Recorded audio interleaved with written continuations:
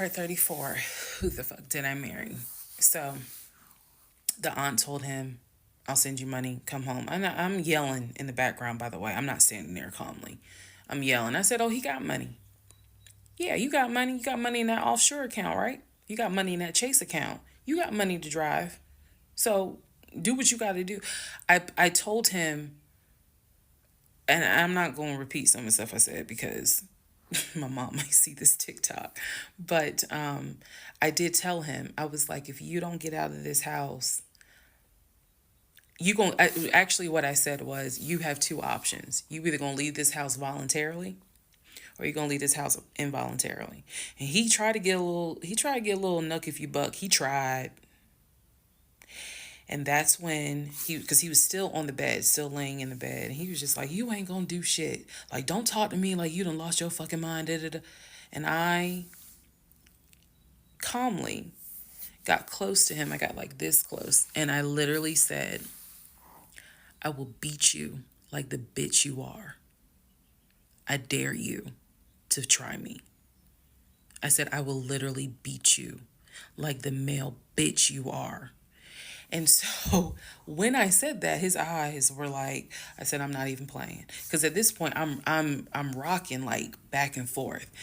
Y'all, again, I'm not some hardened type chick. I'm not. I want the soft lifestyle, but I have been pushed to the point. So I'm rocking, I'm walking back, I'm pacing. So finally, his aunt was able to get through to him. I had called my aunt, my mother, my aunt. I had called the pastor.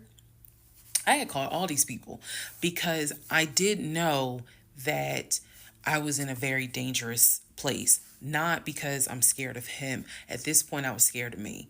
I don't know if this has ever happened to someone where you know your own, you know yourself. You know that you got a line. I was over that line. So I had enough wherewithal to be like, okay,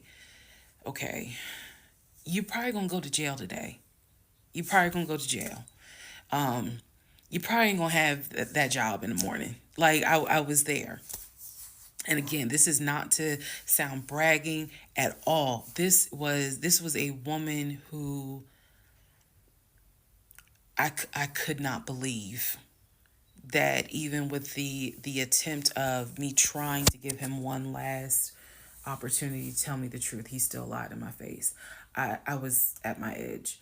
So I yanked the covers back and I told him, I was like, get up, get the fuck out of my house. Again, I'm saying it calmly on here. It was nothing calm in the house when this happened. So I'm throwing stuff up against the wall. I remember I looked at the lamp. He looked at me looking at the lamp, and I think something in him realized, okay, yeah, I'm in pain, but if I don't get up, she's going to do something with that lamp. So he does get up. He is still on the phone with the aunt because the aunt was pretty much like, keep me on the phone. She did not want him to hang up. He throws some stuff together. Again, keep in mind, he has all his stuff in the house. So he basically packed like 2 bags worth of clothes. And he's limping around, and I'm standing in the hallway watching him like a probation officer. So he's limping around, and I'm looking at the condition of the bedroom. This is when I noticed Legion had been semi bedridden. Remember, I told y'all that because the knee and other stuff. I look at these bottles of Powerade because he had been drinking Powerade so much at this point. He was not getting up to go to the bathroom.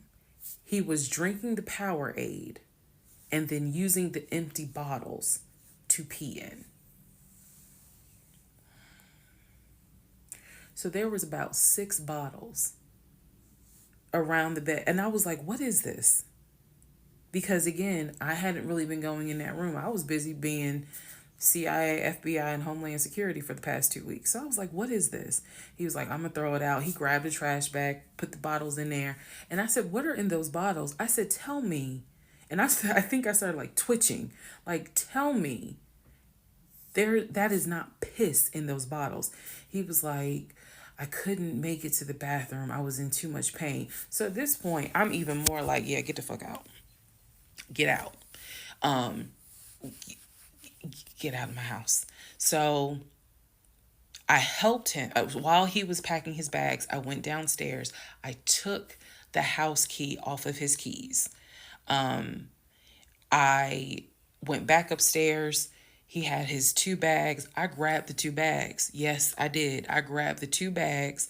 I had opened up the garage. I had already popped the trunk for his car and threw the bags in the car. I did that because I was like, you getting out of this house. You getting out of this house today.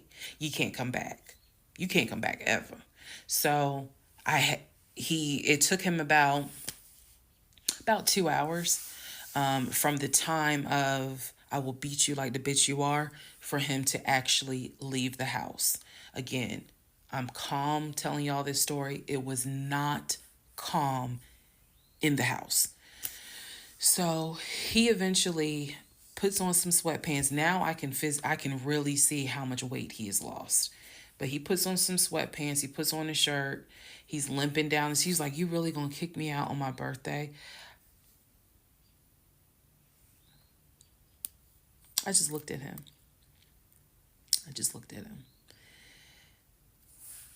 Opened the door. He went through the garage, got into his car, called, his aunt was still on the phone and she was like, I'm gonna send you some money. And that's the part I was like, clearly he has the money. Like, you ain't gotta send him money. He doesn't even have to go to Philly. He can just go get a hotel for now. I don't care what he does. He just gotta leave his house. So he ends up getting in the car, driving off. My mom calls and she's just like, is he still there? I said no. I had not told her what all he had lied about.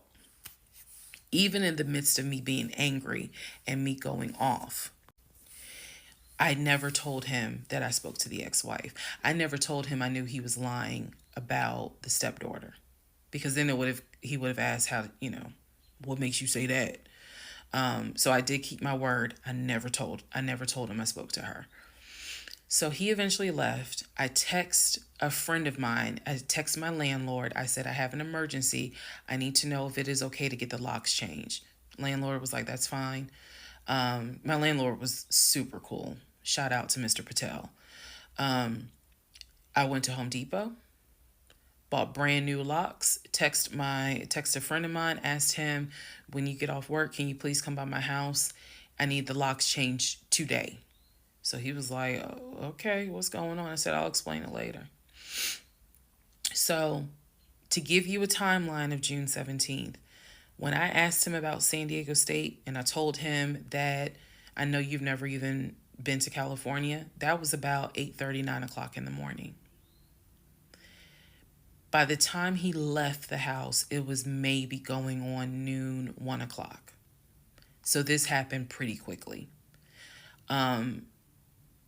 If you're wondering, why did you even ask him? I already knew that I wanted out. I knew that. But for some reason, a part of me was like, let's just see if he'll be honest just one last time. And he wasn't.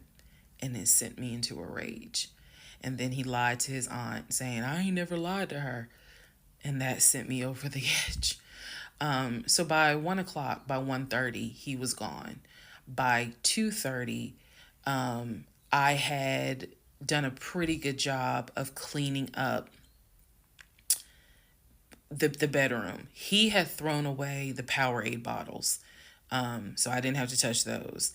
I stripped the sheets. Anything that he touched in that bedroom, I stripped the sheets, threw them in a trash bag, threw them out in the trash can. And so most of this was adrenaline. Adrenaline was pushed because I hate packing. I hate doing all that stuff. I went on Amazon. I ordered oversized large tote bags because I was packing up all his shit.